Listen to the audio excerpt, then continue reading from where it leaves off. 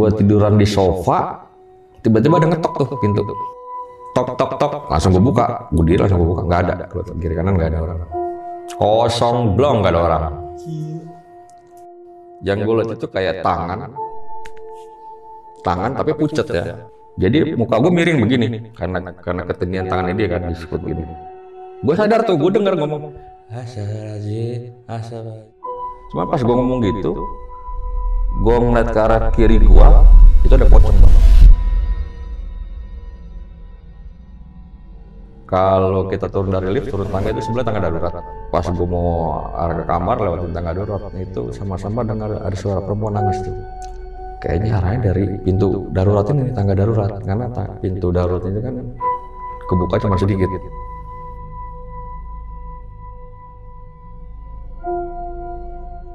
Assalamualaikum warahmatullahi wabarakatuh. Salam sejahtera untuk kita semua. Kembali lagi di Lonceng Misteri, masih bersama gue Gilang Ahaditya.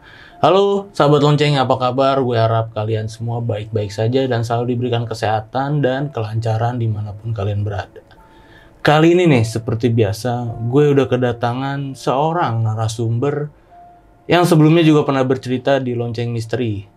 Kali ini narasumber gue bakal ceritakan pengalaman horornya saat menjadi Satgas COVID-19 di Wisma Atlet. Yo, langsung berkenalan aja sama narasumbernya. Udah ada di sebelah gua, Bang Roni. Halo Bang. Halo Bos. Apa kabar Bang? Alhamdulillah sehat walafiat. Kesini lagi. Udah 5 tahun juga di sini, kayaknya udah 5 tahun ya nggak kemari. 5 tahun, lama banget Bang. Lama banget 5 tahun. Iya. Nah, buat yang belum tahu nih, Bang Roni ini sebelumnya pernah cerita tentang kontrakan ya Bang ya? Iya, kontrakan. Epic banget ceritanya. Kontrakan setan. Kali ini lu bakal nyeritain tentang waktu lu menjadi Satgas COVID-19 di Wisma Atlet. Di Wisma Atlet, Nah, betul. itu ringkasannya bisa diceritain dikit aja Bang. Ya, jadi memang waktu itu 1 bulan yang lalu tepatnya. Baru berakhir 3 hari yang lalu nih tanggal. Masih fresh lah gitu kan, masih fresh. Memang dapat perintah. Jadi memang semenjak COVID-19 ini meledak tahun 2020, memang permintaan personel dari Kemenkes itu untuk relawan di sana itu memang harus ada gitu kan. Jadi kebetulan kemarin itu ditunjuk sebagai Satgas COVID-19 sebagai personel non medis. Nah, di situ banyak deh cerita-cerita yang horornya ada, yang kemanusiaan juga ada. Jadi mantap lah pokoknya, pengalaman mantap itu waktu di sana itu. Oke Bang, ditahan dulu ceritanya. Ya. Itu tadi ringkasan ceritanya dari Bang Roni.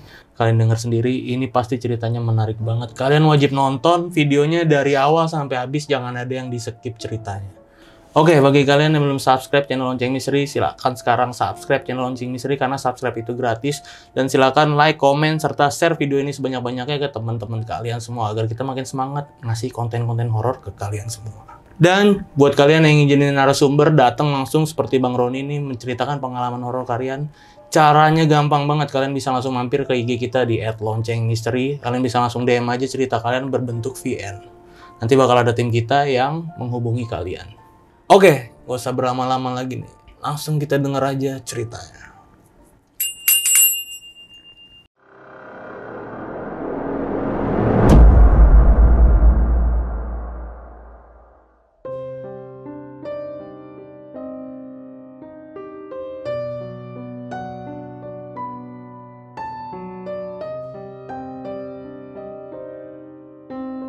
Oke, jadi awal ceritanya itu hari Selasa, tanggal 24 Mei 2022. Itu saya mendapat perintah dari pimpinan untuk menjadi personil pengganti di Wisma Atlet Kemayoran sebagai Satgas COVID personil non medis. Jadi ceritanya itu hari Selasa itu tanggal 24 Mei itu saya masuk kantor seperti biasa lah jam 6.30. Nah, itu kebetulan pimpinan saya itu, kepala bagian saya itu sudah ada di ruang tamu, di ruang penunggu tamu. Jadi kan ruangan beliaunya ini depan itu kan staf tata usaha ya. Ada ruangan tunggu. Nah, beliau pagi-pagi sudah di situ tuh. Saya baru masuk kantor. Selamat pagi, mohon izin kan. Langsung tuh. Pak Roni besok berangkat ya? Siap. Arahan mohon izin kemana? Kita lagi butuh personel pengganti nih di Wisma Atlet. Jadi Pak Roni harus berangkat ya. Oh siap. Nah, saya sebagai bawahan ya harus siap gitu kan. Nah, tanpa pikir panjang, siap. Arahan kami. Kapan kami berangkat? Besok. Waduh. Ya mau nggak mau siap, nggak siap harus siap gitu kan. Siap, mohon izin kami berangkat. Nah, akhirnya singkat cerita ya gue persiapan nih. Persiapan prepare, ya gue ngurus surat izin, surat perintah untuk berangkat ke sana, dan swab juga, harus swab juga di dokter di kesatuan gue ini kan, harus swab, prepare, perlengkapan pribadi selesai, udah segala macam diurus. Kamis gue berangkat ke sana, ke Wisma Atlet untuk menghadap ke sekretariat di Wisma Atlet Kemayoran. Oke. Nah, di situ gue sampai itu kurang lebih jam 07.30 karena di surat perintah itu kan gue jam 8 itu memang harus sudah menghadap ke kantor sekretariat. Akhirnya gue menghadaplah di sana di salah satu tower itu di kantor posko SDM namanya. Kantor posko SDM ya biasalah saya datang ke situ. Lapor diri, registrasi seperti biasa, laporannya gua satgas yang baru menggantikan personil yang lama.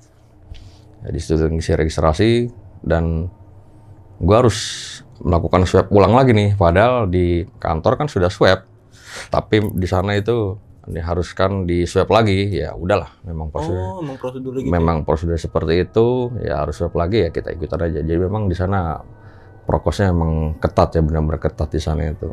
Ya udah, ya kita ikutin. Setelah swab, gue diarahkan nih sama bagian akomodasi menuju ke tempat kamar karantina. Jadi sambil menunggu hasil swab, gue diharuskan untuk karantina dulu di sana. Sambil menunggu hasil swab, kalau hasilnya negatif ya nanti langsung ditempatkan di tugas di mana gitu kan. Kalau positif ya otomatis jadi pasien gitu kan. Iya benar. Nah, akhirnya gue diarahkan tuh dari kantor posko ke salah satu tower lagi untuk menghadap ke operator penerimaan satgas baru untuk dapat kamar yang karantina nih. Itu posisinya itu di lantai 4. Singkat cerita gue menghadap nih ke lantai 4 operator penerimaan satgas baru itu. Untuk dapat kamar karantina ya gue naik ke lantai 4 lah singkat cerita. Pas keluar dari lift, kan kita keluar dari lift itu harus turun tangga dulu. Turun tangga, kanan kiri itu lorong bang, lorong. Pas gue lihat kanan kiri kok sepi banget gitu kan, sepi, pokoknya sepi lah gitu, kayak gedung udah nggak berpenghuni gitu kan. Dan memang pada saat itu COVID udah turun kan ya? Iya, memang saat itu emang COVID lagi landai lah, boleh dibilang landai. Dan sempat dengar informasi dari kantor posko juga waktu itu kalau nggak salah pasien COVID tinggal tiga pasien, cuman hanya tinggal tiga pasien, dan beberapa nakes juga disesuaikan sudah pada dikurang-kurangi itu. Jadi memang, tapi tetap ada standby gitu, biarpun yang pasiennya sudah sedikit, tetap nakes itu harus ada yang standby. Jadi gue carilah nih kanan kiri itu kamar itu banyak gitu. Jadi nggak seperti kantor posko kan ada loketnya, ada kantor ruangannya gitu kan kantor. Jadi ini seperti kamar karantina seperti biasa. Jadi gue cari kanan kiri mana gitu ya, maksudnya operatornya ini untuk lapor diri dapat kamar nih di mana nih. Gue kanan nyari keliling-keliling nggak ada. Itu sepi tuh, nggak ada orang. Sepi, benar-benar sepi itu, nggak ada orang. Gue balik lagi, akhirnya dulu lihat di ujung ada salah satu pintu kamar yang terbuka nih. Nah mungkin ini gitu kan. Akhirnya gue datengin, ya ternyata benar di situ ada satu orang yang ada di meja. Dia bilang, "Selamat pagi mas, saya diarahkan dari posko untuk ke sini. Saya petugas satgas yang baru selesai melaksanakan swab." "Oh iya pak, mau karantina ya? Oke, saya minta nomor bukti swabnya pak." Saya kasih. "Oke, Pak Roni nanti saya taruh di lantai 12 ya." Gitu. "Oh, oke, nggak masalah, mau di lantai manapun kan. Nanti kamarnya sekian sama sekian gitu lah." Nah, saya tanya, "Mas, hari ini yang karantina ada siapa?" Kebetulan baru bapak doang nih yang baru masuk gitu. Yang lain nggak ada. Ada Pak, tapi dari kemarin ada. Cuman posisinya itu di lantai 14 sama lantai 20. Yang ada personel baru dari kemarin. Jadi di posisi gue ini di lantai 12 ini cuman gue doang berarti. Udah, Pak nanti pintunya nggak dikunci ya. Nanti tinggal masuk aja gitu katanya. Loh, kok nggak dikunci Mas? Iya, karena kan cuman bapak doang sendiri di sini gitu katanya. Maksudnya yang standby situ cuman Iya, cuman gue doang waktu itu Satgas baru. Ya udahlah, nggak masalah pikiran kan. Nah, singkat cerita gue jalan naik ke lantai 12 itu cari kamarnya. Seperti biasa, posisinya keluar lift, kita turun tangga. Kanan lorong kamar, kiri pun lorong. Jadi posisi kita turun lift itu ada tangga, sebelahnya tangga darurat. Nah, kamar yang akan gue tempatin ini setelah turun dari tangga ke kiri itu ada sofa seginilah sama meja kecil. Mungkin dulu sempat digunakan sama pasien di situ kali kalau buat santai atau gimana. Dan di situ juga ada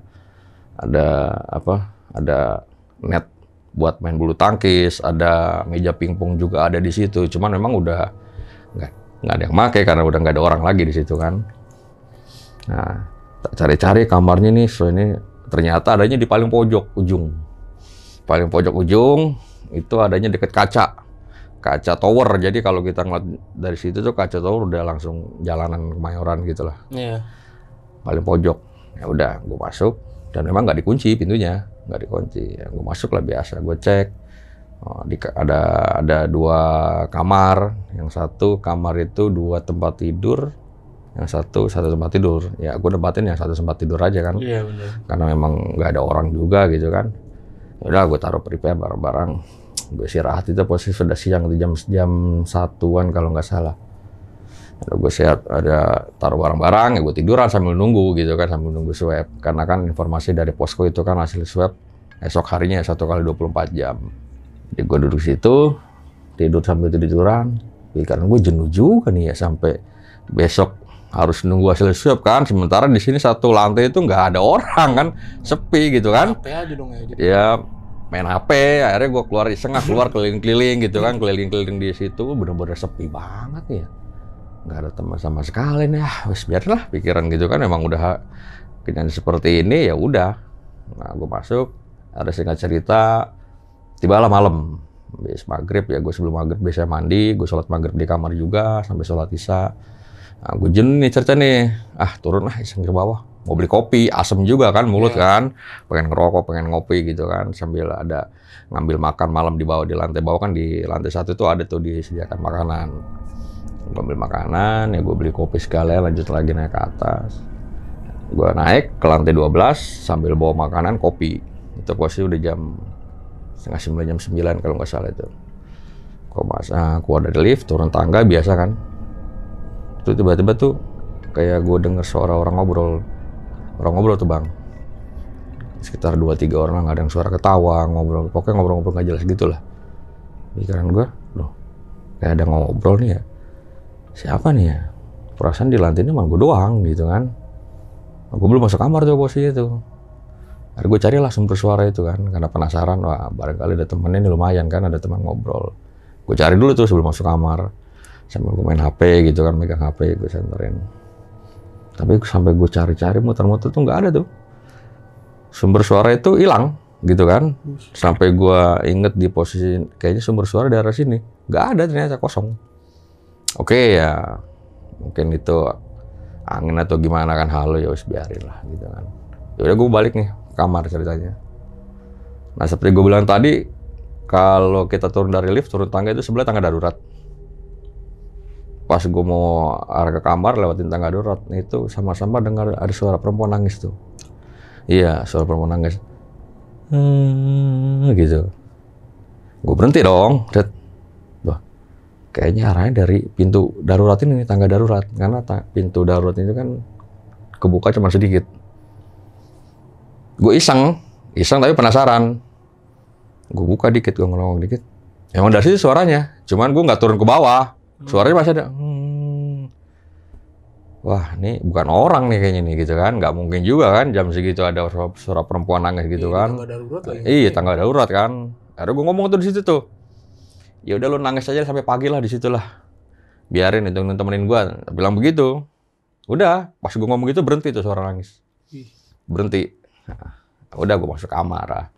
Sekamar makan, ngopi, ngerokok, gua nyalain headset gitu kan. Nah, biarin lah. Yang mau ganggu silakan, yang penting jangan iseng gitu kan, jangan jahil. Gua pakai handsfree sambil dengerin musik, habis makan, habis ngopi tuh. Udah ketiduran, bangun, alhamdulillah pagi tuh.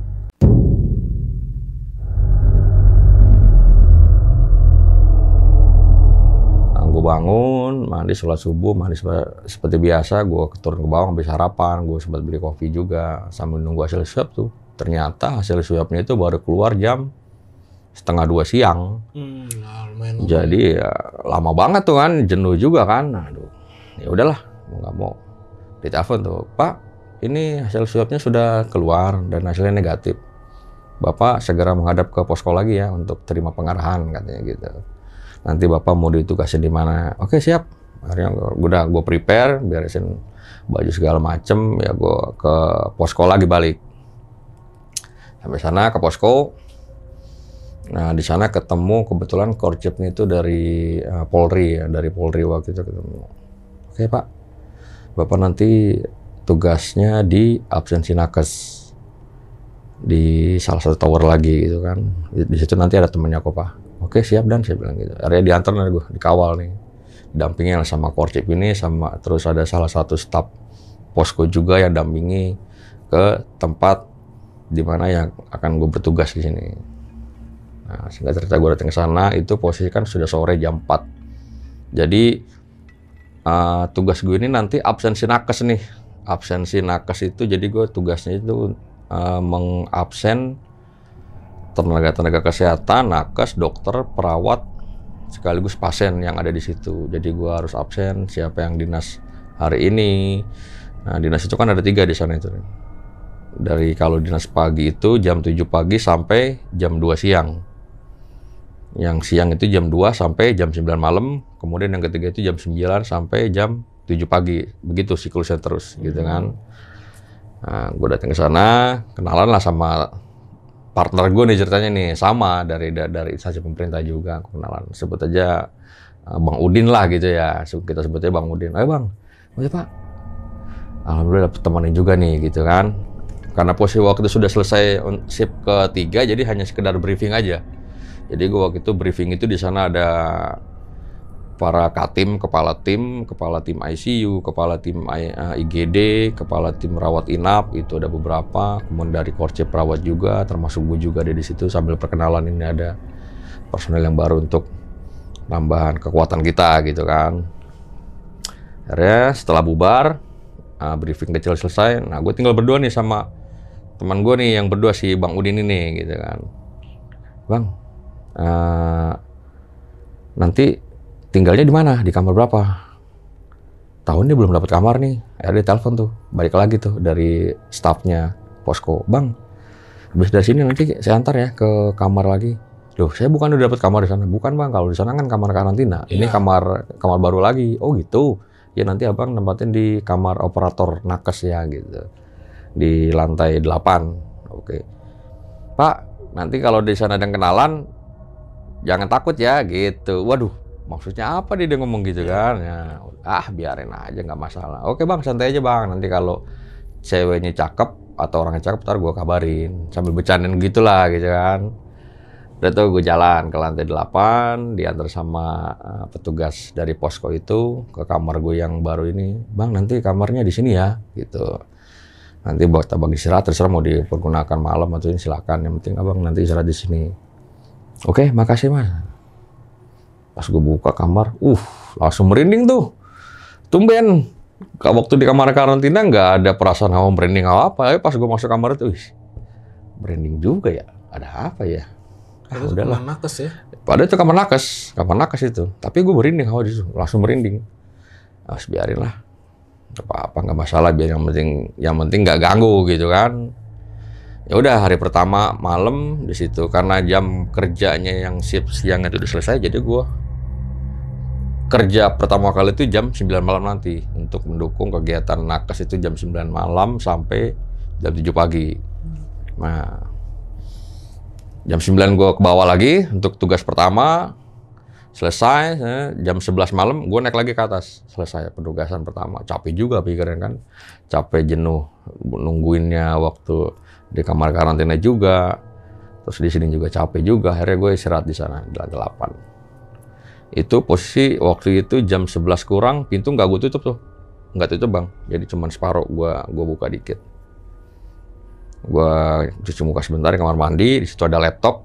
Gue iseng main laptop. Pintu nggak gue tutup rapat. Gue sambil main laptop, gue sambil ngerokok sebat dulu gitu kan. Tiba-tiba gue dengar suara ada anak kecil tuh. Ada anak kecil ketawa-tawa lagi main gimana sih? Gitu kan. Gue diem tuh langsung. Mati. Apalagi nih ya gitu kan. Ada aja gitu kan. Dah, gue nggak hirauin, biarin. Gue tetap main laptop. Kedengar lagi suara kecil, gitu kan, kayak bolak-balik gitu.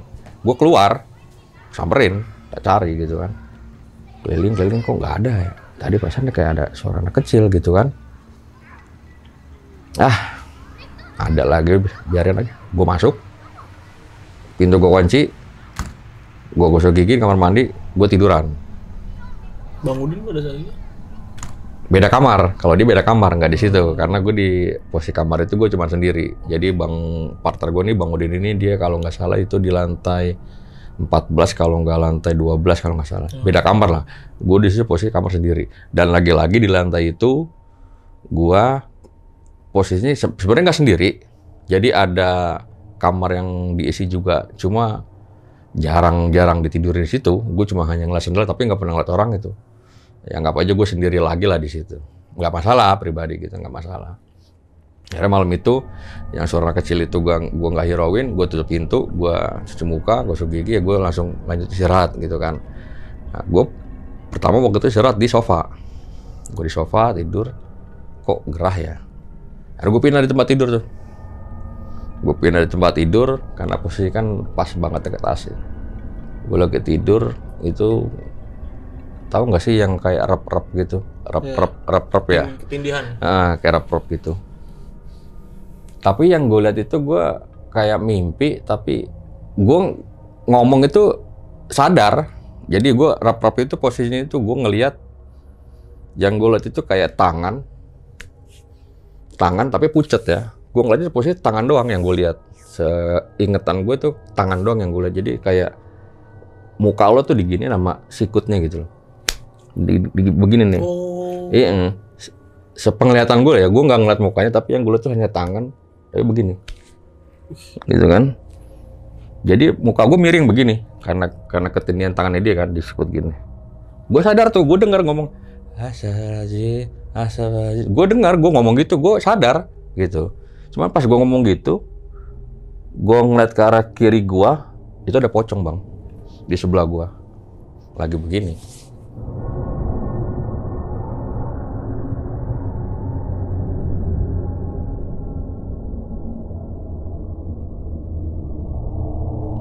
Itu sepersekian detik hilang tuh.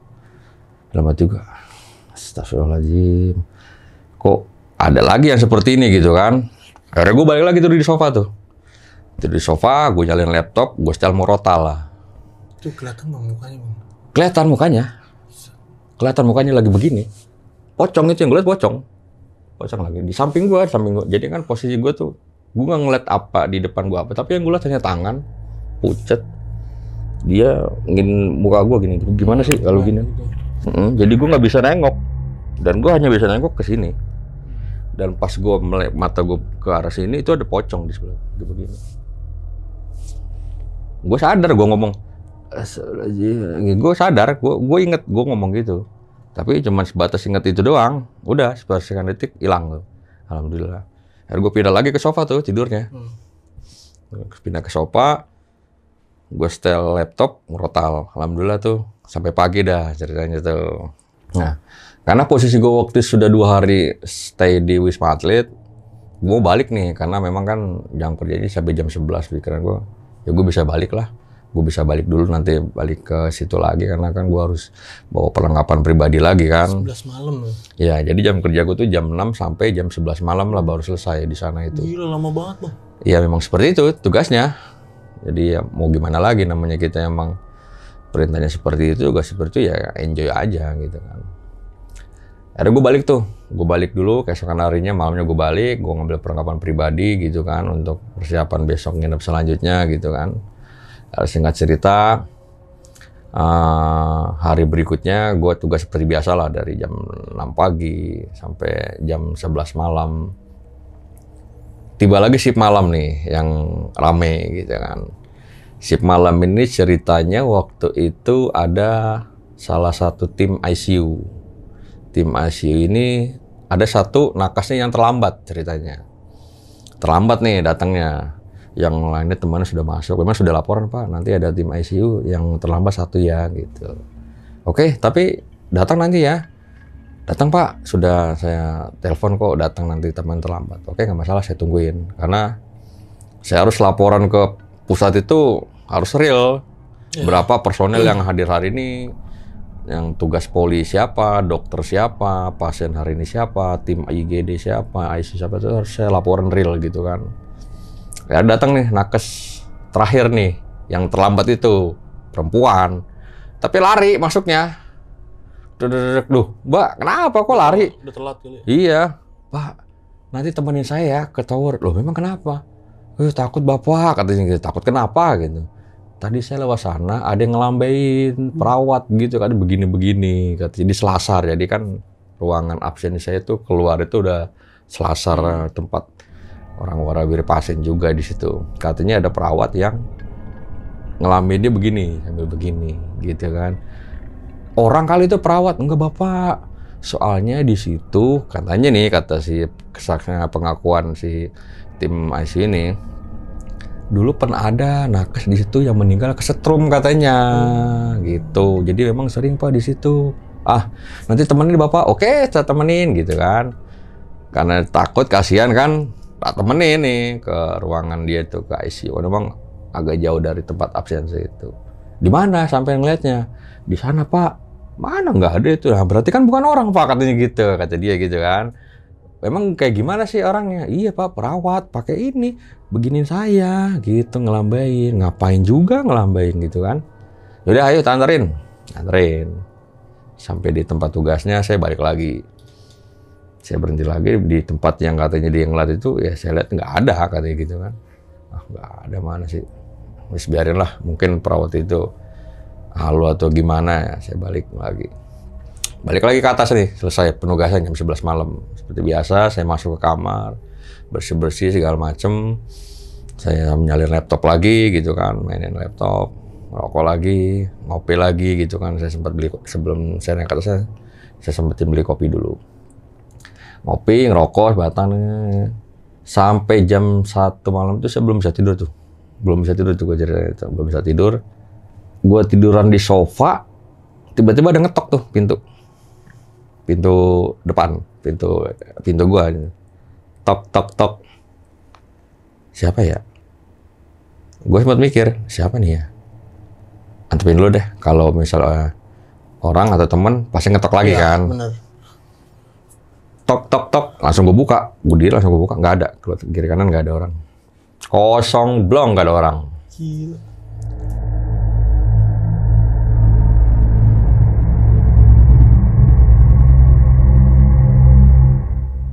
Gue masuk lagi, pintu gue kunci, setelah setengah jam gue tidur-tiduran, ngetok lagi. Tok. Gue buka pintu, langsung gue liat kiri kanan nggak ada. Gue kesal di situ kan. Lo kalau mau iseng jangan kayak gini caranya. Lo ganggu orang tidur, padahal nggak ada orang situ. Tapi gue sambil sedikit marah-marah gitu kan. Lo kalau mau gangguin gue jangan begini caranya. Berisik tau nggak, ganggu orang tidur gitu kan. Gue masuk lagi ke dalam, nggak ada tuh. Udah nggak ada lagi ketok-ketokan. Gue tidur, tapi jam 3 gue bangun nih. Gue bangun, itu ceritanya gue niatnya mau turun ke bawah, mau ngopi. Kan di luar pagar itu ada warung kopi 24 jam.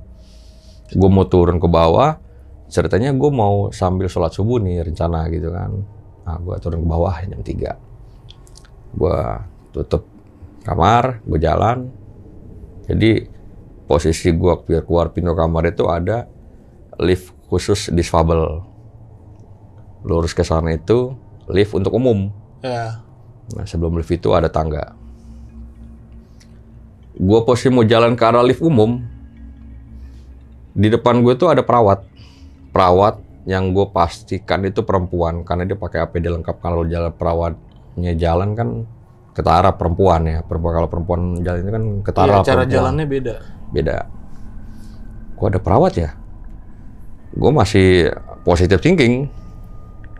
Pas gue ngikutin dia berapa meter, lu tahu nggak sih kayak video yang lagi diputar ulang playback gitu. Jadi rewind gitu. Pertama kan jalannya santai nih. Tek, tek, tek. Jadi kayak video di rewind gimana sih? Gitu jalannya. Langsung turun ke tangga darurat. Kayak dicepetin gitu. Iya, kayak dicepetin gimana sih kalau orang playback gitu, rewind gitu ya. Jadi kan jalannya pertama santai nih. Tiba-tiba turun ke tangga darurat. Gue berhenti di situ. Dalam hati gue, asem. Jam berapa nih? Jam 3 udah kayak ada gitu-gituan lagi kan. Akhirnya gue balik lagi tuh. Gue balik lagi nggak lewat lift yang untuk umum. Gue balik lagi ke lift yang disfabel aja. Jadi gue masuk ke lift disfabel. Muter lah ibaratnya gitu kan. Ya sebenarnya sih bukan takut, cuman kaget, shock gitu aja kan. Wah, asem. Ada lagi aja gitu kan. Itu lucu, perawat jalannya pertama biasa. Tapi yang gua aneh itu begitu rewind. Langsung turun ke tangga darurat. Kayak speednya kayak dinaikin 2-3. Nah gitu ya. Lucu tapi gimana ya? Kaget, lucu, tapi aneh lah. Aneh gitu kan. Kok ada ya kayak gitu ya? Akhirnya gue naik lift disfabel, gue turun ke bawah. Gue ngopi, ngerokok. Dalam hati gue sambil ngopi di bawah itu. Anjir ada yang kayak gitu ya gitu kan. Tapi lu sebelumnya nggak curiga gitu? Maksudnya itu pakai APD kan dia? Iya. Kan itu nggak ada pasien kan situ di Sempat curiganya dalam arti kok ada perawat lewat sini ngapain? Nah mungkin ya gue juga nggak ngerti tuh. Gue sempat aneh curiga tapi kok ada perawat jam segini ya? Bener. Ya pikiran gue mau ke arah sana, dia mau turun juga kan gitu kan. Ya perawat lah mungkin gitu kan. Tapi aneh juga dalam hati kok ada jam segini ada perawat, ada apa gitu kan. Lantai lu kan waktu itu nggak ada pasien. Nggak ada. Ya udah gue ngikutin dengan santainya, gue ngikutin tiba-tiba loh kok jalan seperti itu turun gitu kan. Wis mantap dalam hati gue nih. Kacau. Nah, udah selesai lah itu pagi. Nah, semenjak kejadian itu tuh udah nggak ada kejadian lagi tuh yang untuk beberapa hari ke depan tuh nggak ada tuh. Masih aman-aman aja lah gitu, masih aman-aman. Nah, selang kejadian berikutnya itu hari apa ya kalau nggak salah malam minggu. Jadi gue diajakin sama partner gue nih, Pak nanti malam pulang nggak? Malam minggu nih kita nongkrong lah di sini nih gitu kan. Ya udah bang nggak apa-apa, siap lah. Hitung nemenin. Oke nanti ketemu ya jam berapa bang? Ya ntar lah jam 10-an. Oke 10-an malam. Jadi gue janjiin gue nggak pulang nih hari ini nih. Gue mau tidur situ lagi. Nah gue tidur situ lagi kan jam 10. Gue keluar nongkrong biasa segala macem, ngopi-ngopi di bawah itu, selesai lah sampai jam 1 malam. Gue balik ya, besok kan pagi gitu kan, istirahat. Udah gue istirahat. Ini cabut, selesai tuh. Terus ngopi, nongkrong bareng di bawah. Gue cabut ke atas, istirahat. Seperti biasa, gue cuci muka, gue cuci gigi, gue setel laptop. Pasti setel laptop tuh, karena kan sambil dengerin musik lumayan lah biar buat pengantar tidur. Baru dengerin berapa. Jadi gue ke atas itu, gue beli Astor nih bang. Tahu Astor nggak sih? Tahu yang ini yang wafer Astor. Yang panjang kan? Iya yang panjang. Cuman karena sisa, jadi gue minta sama tukang kopi, bang gue minta plastik dong gitu kan. Buat Astor nih tinggal 3 biji, ya, gue minta kantong plastik es gitu lah. Gue taruh Astor tuh ada 3 biji, buat di atas lah sama kopi. Gue lagi jalan laptop, gue baru bakar rokok nih. Paling baru beberapa hisepan gue taruh di asbak. Ekor mata gue nih kayak ngelihat rokok gue tuh muter sendiri. Gimana sih kalau lo naruh rokok di asbak? Begini kan posisinya nih. Ini muter nih rokoknya nih. Klek gitu. Kayak ada yang gerakin. Plek gitu. Perasaan gue tadi ngeliat rokok bergerak ya. Apa perasaan gue doang ya? Perasaan gue doang kali pikiran gitu. Gue lihat musik lagi di laptop. Kalau rokok mungkin gue masih bisa menganggap gue halu. Tapi Astor kan di kantong plastik putih. Iya. Plastik es kelihatan, numpuk. 3 gini. Itu muter juga bos, habis gue makan separuh, yang separuh itu gue taruh lagi plastik. Muter lagi, gelinding gitu. Gokil nggak? Anjir, dalam hati gue nih kamar nih. Wis mantap, dalam hati gue. Muter lagi. Akhirnya gue gebrak meja tuh. Apa-apaan sih nih maksudnya? Dari kemarin kayaknya gue disengin terus gitu kan. Mau kalian apa sih? Gue sampai ngomong gitu di kamar. Akhirnya gue setel Murota lagi, gue setel. Rokok gue matiin, gue tidur. Plak. Udah tuh. Alhamdulillah nggak ada kejadian apa-apa pas gue ngomel-ngomel gitu. Itu rokok muter. Rokok gue taruh asbak, baru berapa isepan muter. Gimana sih kalau pos ini rokok misalnya ada hurufnya di atas, tiba-tiba di bawah gitu bentar. Gila. Astor sih. Sama Astor kan gue makan separuh, gue taruh lagi di kantong plastik, di plastik itu. Itu muter lagi tuh. Gitu tuh. Anjir. 1 apa 3-3-nya? 1 yang gue makan separuh. Iya, yang gue makan separuh. Melintir lagi tuh, srek gitu kan. Wish. Mantep dah mati gue nih. Sampai gue gebrak meja itu lang. Woi, apa-apaan sih nih maksudnya? Dari kemarin gue digangguin mulu gitu kan. Mau kalian apa sih gitu. Ada gue dari situ gue setel Murota lagi, gue tiduran. Alhamdulillah tuh udah nggak ada apa-apa lagi tuh. Udah nggak ada apa-apa, aman tuh sampai pagi tuh. Sampai pagi selesai, gue seperti biasa besok ke pagi kerja sampai hari-hari terakhir itu. Kalau nggak salah 3 hari gue sebelum purna tugas, karena gue memang tugas cuma sebulan di situ.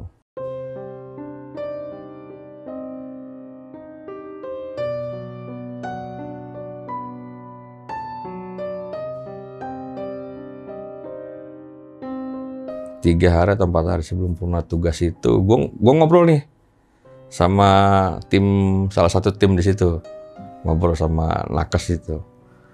Ih bapak di sana tidur di lantai berapa? Di lantai 8 kak. Emang kenapa? Ih temenin saya bapak, kalau udah absensi tolong temenin gitu di ruangan saya. Emangnya kenapa? Ini loh kemarin tuh pada ketakutan semua. Jadi ada salah satu nakes di ruangannya, dia waktu itu jaga shift 3 orang nih. Cerita sama gue waktu itu. Cerita, jadi dia posisinya itu lagi di kamar kerjanya dia. Itu di lantai 2? Di lantai 1. Lantai 1 cuman beda tower. Beda tower, dia lagi shift malam. Dia lagi ngobrol bertiga nih, lagi ngobrol di ruangannya dia. Dia ngeliat katanya mouse komputer itu gerak sendiri. Gini nih, gini. Yang 3 itu ngelihat langsung kaget gitu kan. Saking takutnya. Jadi timnya ini 3 orang ini kebetulan yang 2 Muslim, yang 1 Nasrani. Jadi mungkin saking takutnya katanya mereka itu yang 1 nyalain murotal, yang 1 nyalain lagu kebaktian. Oh, iya. Iya begitu sampai cerita. Iya pak, saking takutannya. Jadi yang 1 setel murotal, yang 1 setel lagu kebaktian. Lagu rohani lah ya gitu. Lagu rohani untuk menghilangkan rasa takut itu. Bahkan mereka itu cerita katanya sampai ke toilet itu mereka 1 kamar mandi 3 orang bareng. Masa sih kak? Iya ini bapak ini makanya nih kalau ini sering-sering ke ruangan saya pak dicek gitu. Temenin juga gitu kan. Ngapain juga, udah mbak tenang aja sama gituan, gak usah takut. Tenang aja, kalau kita takut mereka malah makin jadi, saya bilang gitu kan. Kalau sampai yang nggak takut, ya insya Allah, saya bilang gitu.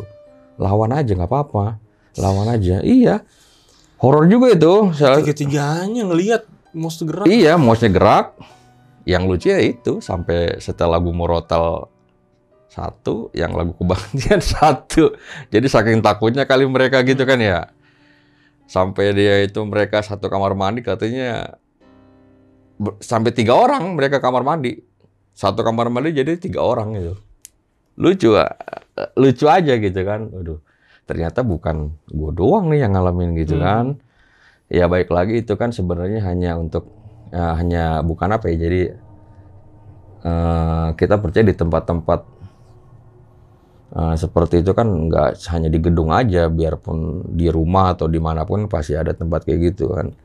Memang tempatnya kita juga nggak bisa mungkin memang ada makhluk yang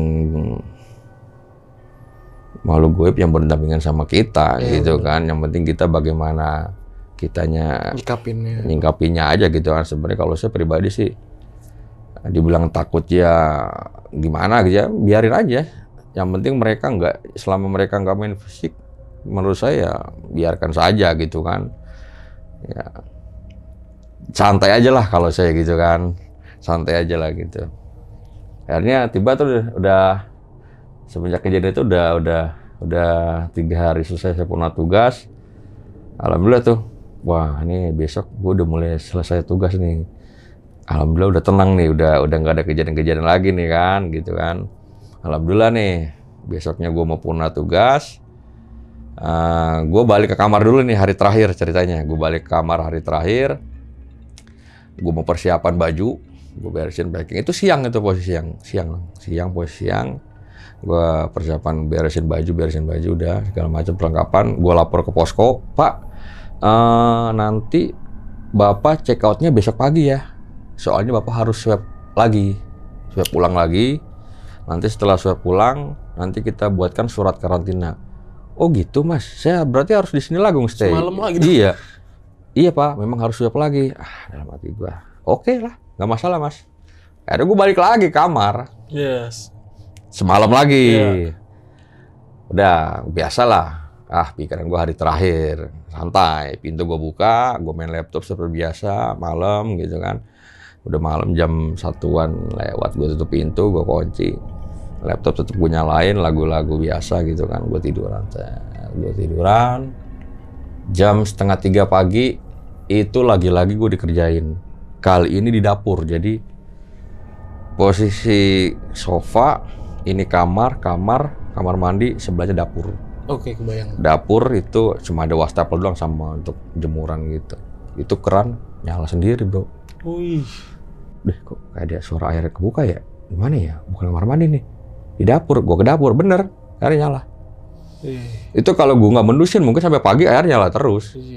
Padahal gue nggak pernah ke dapur. Ya ke dapur ngeliat doang, tapi nggak pernah pakai di situ. Cuma ada wastafel tok, nggak ada lagi. Gue kalau mau bersih-bersih kan ada kamar mandi. Itu jam 3 pagi, keran kebuka, muter. Dalam hati gue, ini hari terakhir, Cok, masih dikerjain juga loh. Dalam hati, ini hari terakhir, Cok, masih dikerjain juga loh. Tutup, plek. Gue balik lagi sofa, gue nyalain laptop, murotal seperti biasa, gue tidur. Pagi selesai, alhamdulillah ketemu pagi, udah aman, gitu kan. Nah itu hari terakhir tuh, hari-hari terakhir di Wisma Atlet tuh. Alhamdulillah gue jam 11-an gue udah telepon, Pak hasil swab udah keluar, Bapak udah selesai tugas, ini surat karantina, terima kasih Pak atas jasa-jasanya di sini, bantuan di sini, kita ucapkan terima kasih. Oke Mas. Akhirnya gue ngurus administrasi kepulangan gitu kan, pulang tugas. Ya alhamdulillah gue pamitan sama nakes-nakes di situ, dokter-dokter di situ, gue pamitan, gue izin pamit. Gue pulang lah sampai rumah, alhamdulillah. Kerjaan selesai, tugas selesai. Ya itulah mungkin pengalaman gue waktu jadi satgas di Wisma Atlet. Gitu, pengalaman horornya lah terutama gitu. Berarti lebih banyak kayak ke ini ya, ke benda-benda digerakin gitu ya? Iya, benda-benda digerakin. Memang ya banyak sih, gue sering ngobrol sama tim-tim yang lain juga, yang tim bagian patrolinya juga, tim Satma juga. Kita kalau jam 9 pagi itu kan biasanya ada spend waktu untuk ngumpul-ngumpul tuh di basement. Gue sering ngobrol tuh, Bang gimana? Wah biasa itu mah. Kalau saya lagi patroli katanya kursi sama meja bergerak sendiri biasa katanya gitu. Itu teman-teman kita lagi kerja juga katanya gitu. Udah biarin aja Bang, santai aja kita mah di sini. Oh iya, ternyata bukan gue doang yang ngalamin. Banyak ternyata gitu kan. Itu gue baru sebulan loh. Kalau lebih dari sebulan ya gue nggak tahu dah. Mungkin lebih banyak lagi. Tapi yang paling menurut gue unik, aneh yaitu yang perawat kayak rewind gitu. Nah itu kan yang tadi lu lihat yang kayak kecepatannya rewind yang lu bilang. Iya, rewind. Tiba-tiba cepet jalan. Perawat juga sama yang kayak si nakes itu lihat yang ngelambai. Iya, ngelambainya. Itu beda tempat kan? Beda tempat. Tapi ada kemungkinan nggak sih itu suster yang sama gitu, perawat yang sama? Jadi waktu itu gue pernah ngobrol sama salah satu katim ya, kepala tim di situ, kepala tim kesehatan di situ, ngobrol nih gue waktu itu selesai absensi, gue nggak langsung ke atas, gue ngobrol karena memang masih ada dia kan, gue nemenin. Kalau kata dia sih sebenarnya Pak, Kalau yang perawat kesetrum itu lebih banyak penampaknya di lantai 6 karena posisi nakes yang meninggal kesetrum itu dia di lantai 6 tinggalnya. Tempat si Katim itu, kepala tim itu yang sering nemuin, cuman waktu itu dia nggak cerita dia nemuin gimana cuman yang sering penampakan justru di lantai siapa aja, yang lantai 6 si perawat yang kesetrum itu memang meninggalnya lewat posisi di sana di selasar yang waktu itu ada perawat yang katanya dilambain tangan, posisi meninggal di situ. Katanya kesetrumnya gimana sih itu kronologinya? Gue nggak nanya terlalu detail sih ya, cuman kayaknya kan mungkin terlalu privasi juga atau gimana. Iya sih benar. Jadi gue nggak terlalu, udahlah gue juga nggak terlalu gue campur gitu kan, nggak terlalu nanya. Emang gimana sih kok bisa sampai kesetrum? Gue nggak nanya ke situ. Jadi cukup tahu aja lah gitu. Dan lagi yang siapa yang temannya barengannya Bang Roni itu siapa Pak? Siapa tadi? Nah, Bang Udin. Bang Udin. Nah, Dia di lantai 12 kalau nggak salah, 12. Nah itu dia nggak ada cerita nggak dari dia? Dia ngomongnya sih waktu itu pas dia bilang, Pak nanti kalau ketemu di sana ada yang mau kenalan, jangan lari ya, dia bilang gitu. Saya sempat tanya tuh, emang sampean ketemuin apa Bang? Enggak sih, nggak ketemuin apa-apa, cuman saya pernah mau masuk kamar katanya dipanggil, ada yang manggil gitu. Gitu, cuman gitu doang. Di belakang nggak ada. Udah dia cuma ngalamin itu doang katanya. Gitu. Mungkin kalau saya tanya-tanya mungkin dia pernah ngalamin juga lah yang lain-lain. Tapi waktu cerita sama saya kan cuma itu doang. Gue pernah dipanggil Pak, mau masuk kamar nih. Gitu jam 11 malam. Nggak ada orang di situ ya? Nggak ada orang, karena memang posisi sepi banget bos. Iya. Sepi banget ya. Memang waktu itu memang COVID lagi landai lah. Pernah pasien yang saya baru masuk itu cuma 3 orang. Jadi nakes juga memang disesuaikan, dikurangin juga kan. Dan lagi anehnya kenapa dipisah-pisah ya lantainya ya? Itu dia. Jadi kalau temen gue ini yang si Bang Udin ini, dia di lantai 12 itu banyak. Di situ di satu lantai itu banyak yang tinggal di situ. Cuman memang posisi misah-misah. Tapi ya ada beberapa kamar yang diisi. Dan itu pun satu kamar ada yang 2 orang, 3 orang. Lagi-lagi gue cuma sendiri tuh di lantai 8. Di lantai 8 gue cuma sendiri, satu kamar gue sendiri. Ada memang gue lihat situ ada orang, karena kan di depannya ada sendalnya tuh. Tapi gue nggak pernah ngeliat tuh orangnya.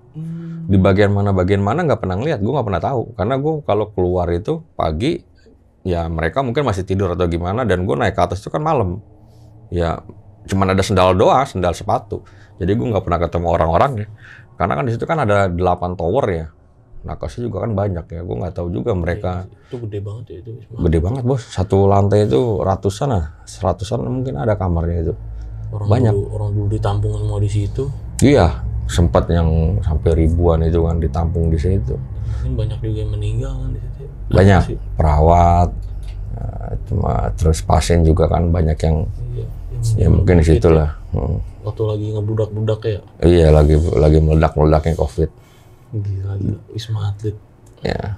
Oke, dari dulu ada mau ditanya nih Bang? Nah, kondisi ruangannya kayak gimana sih? Koridor itu gelap apa ada lampunya? Ada lampunya lah. Cuman memang kalau malam itu nggak semuanya diterangin. Kalau cuma untuk lorongnya, tapi kalau tiap kamar nyala. Iya, gua kebayang kayak lorong rumah sakit kalau udah malam. Jadi gimana sih? Lorongnya jadi agak redup gitu, gelap gitu. Iya, nyala, cuman memang nggak semuanya dinyalain. Jadi kan lampu gini Bang, lampu koridor gini, tek.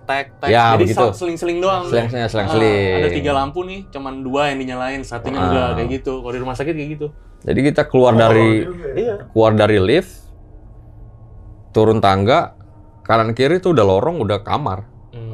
Kamar-kamar ada pada depan, sampai sana itu kamar. Malah yang kalau kita keluar dari lorong itu, kamarnya muter. Jadi di tengah-tengah lapangan kosong, jadi itu biasa dipakai ada lapangan bulu tangkis, net bulu tangkis. Jadi muter itu ruangan semua itu, ruangan kamar. Ada 2 lorong, sana kamar lagi, kita ke kiri lorong, sini kamar lagi muter. Itu banyak. Iya.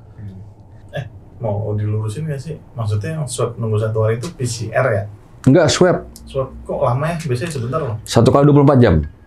Lama ya? 1 kali 24 jam hasilnya swab itu. Bisa cepet. 1 kali 24 jam. Tapi kan biasanya kalau di klinik cuma 15 menit keluar hasilnya. Nah, kalau di sana 1 kali 24 jam. Malah kalau waktu registrasi pendaftaran itu gue lama itu. Jadi swab jam 10 pagi, jam setengah 2 baru ada hasilnya. Itu nggak tahu memang hasil swabnya sebenarnya udah ada, tapi kan itu kan laporannya kan prosedurnya berjenjang dari hasil swab ke posko laporan. Mungkin dari posko sudah dari lab sudah ada hasilnya, cuma dari posko belum dilaporkan ke yang bersangkutan. Mungkin jadi lambat. Makanya tahu kan netizen kayak gimana? Orang swab paling cuma 15 menit. Iya, iya Iya. mungkin nanti di rumah bakal ada yang mikir kok swab lama sampai sehari. Emang Tapi kalau yang pernah satgas di Wisma Atlet pasti tahu hasilnya 1 kali 24 jam. emang ketentuannya swab seperti itu di Iya, sana 1 ya. kali 24 jam. Nah, jadi Kalau yang pernah satgas di sana pasti tahu. buat sahabat lonceng nih yang kok swab lama banget ya, inilah prosedurnya di sana Memang seperti itu ya. Prosedurnya di sana seperti itu.